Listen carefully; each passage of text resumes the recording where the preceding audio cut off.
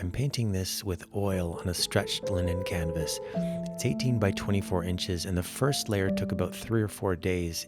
It's a night scene, and she's sitting in a car, so just laying down the colors. I'm trying to create a hazy effect through the window, softening all the edges so it looks a bit steamed. The hand is giving me a bit of a problem here because I'm not quite sure how this very specific lighting would wrap around it. She's backlit in a kind of vermilion glow, so a lot of the improvisational parts are just purely guesswork.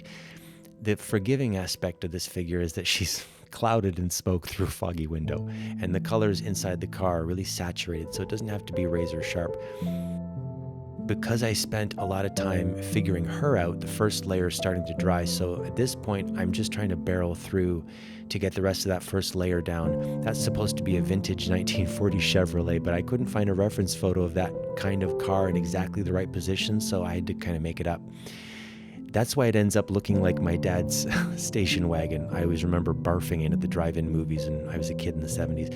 Now, this is where I realized it didn't quite feel right. I planned on doing a whole city skyline, and after I'd painted a bunch of little windows, it just read flat. So this is, sometimes what happens when you improvise whole chunks of a painting, and it's why I always try to step away every couple hours and then walk back up to it, sort of appraise things to see if I'm forcing something that doesn't agree with where I'm taking it.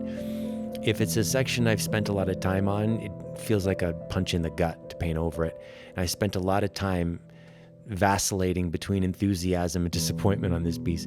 I thought some faraway buildings would make her private moment where she's sort of unfolding feel a bit more immediate, but she decided that it should be more of a desert with a storm brewing in the distance. And that seemed to tell the story just a bit better. Now the challenging part is getting that sardine can to look like the surface of an automobile. After I'd laid down the basic structure of the car, I realized I hadn't included a side rear view mirror, so in a minute you're going to see me block that in really quick. And actually, I'm glad I remembered that because it does end up adding a lot to the story. You'll see the perspective go a little wonky in a minute, and that's because I'm rotating the canvas on my easel. For really straight edges, my hand is much better going in an up and down motion as opposed to side to side. See there, you see now it's switched over. I can usually do it if it's a short line, but those edges are really long, and the lines have to be perfectly straight.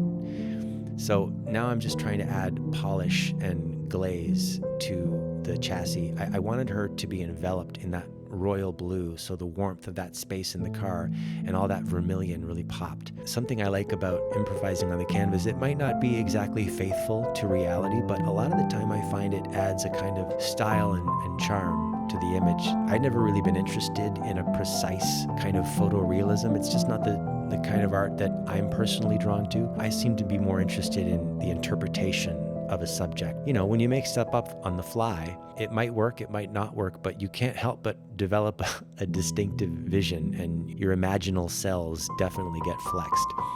Now I'm refining the silver trim along the side and the handle.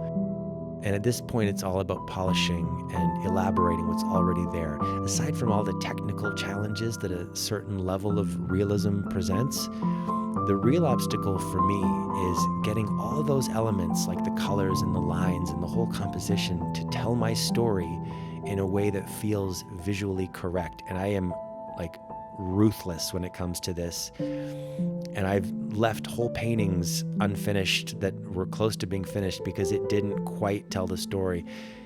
And once that's all mapped out, it's just like hand gliding. That's where we are at this point in the process.